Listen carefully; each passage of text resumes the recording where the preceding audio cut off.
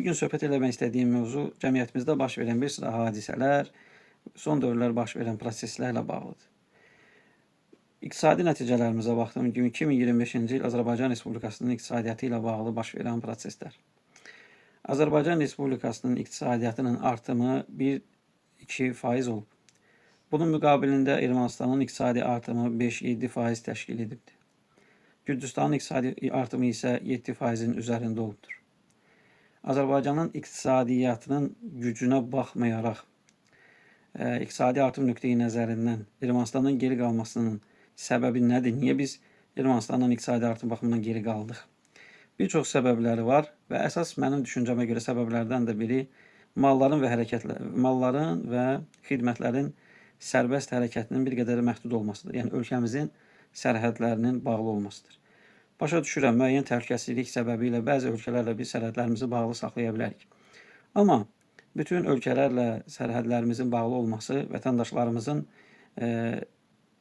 xidmətlər və mallar nöqtəsində hərəkətini məhdudlaşdırır. Yəni insan, məsələn, Qazaxın İkinci kəndində yaşayan bir vətəndaş sərbəst şəkildə kəndində istehsal etdiyi məhsulu aparıb Gürcüstan bazarında misal üçün sata bilmirsə və ya oradan hansısa bir özünün ehtiyacı olan bir şeyi gətirə bilmirsə və bu əlbəttə ki, iqtisadi hərəkətliliyə böyük təsir edir.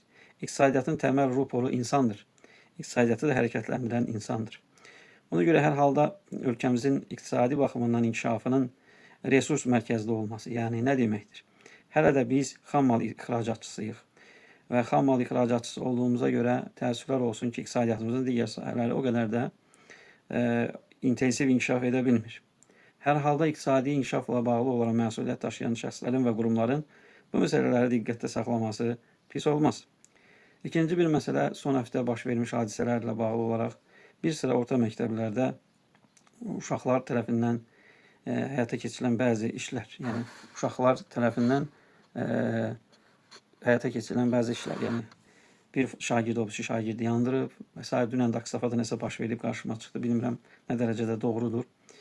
Hər halda bu da gənc nəslin tərbiyəsində ruhani aspektin, mənəvi aspektin bir qədər tədris müəssisələrində gücləndirilməsini tələb edir. Qonşumuz Dağıstanda belə bir praktika var. Ruhanilər orta məktəblərə gedirlər və orada gənclərə mənəvi dəyərlər aşılayırlar. Yəni bu dini təhsil vermək deyil. Bu dini, mənəvi və milli dəyərlərin məktəbdə aşılanmasıdır. Gənclərə bu haqda biliyin verilməsidir. Müəyyən bir şuurun formalaşdırılmasıdır. Biz isə son vaxtlarına görürük, daha çox milli mənəvi dəyərlər və xüsusilə dini dəyərlərlə cəmiyyətimizi kimlərsə məsafələndirməyə çalışırlar. Kimlərsə evladlarımızın tərbiyəsində, gənclərimizin tərbiyəsində dini dəyərlərimizi biraz uzaqlaşdırmaq istəyirlər. Və yekunda nələr baş verir biz ortada görürük.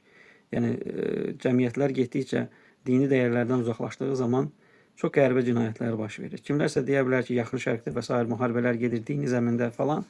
Yəni az çox siyasəti, dünya siyasətini, tarixi anlayanlar bilir ki, yaxın şərqdəki müharibələrin səbəbi imperialist güclərdir.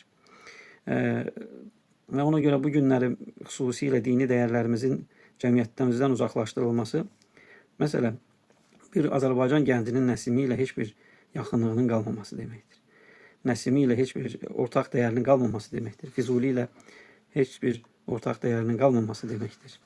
Bax belə əziz dostlar, ümid edirəm bu məqamlara diqqət yetirəcəyik. Yəni önəmli və zəruri məsələlərin və problemlərin ortadan qaldırılması istiqamətində hər birimiz birlikdə durduğumuz yerdə siyasi mövqeyindən, dini düşüncəsindən asılı olmayaraq çalışacağıq. Yoxsa bəzilərinin etdiyi kimi tarixi, milli və mənəvi dəyərlərimizə savaş açmayacağıq. Tarixi, milli və mənəvi dəyərlərimiz 44 günlük savaşda, 44 günlük müharibədə qəhrəmanlar yetişdirən anaların simasında özünü göstərdi. İki evlad itirib təmkinli və səbirli olan ataların səbrində özünü göstərdi.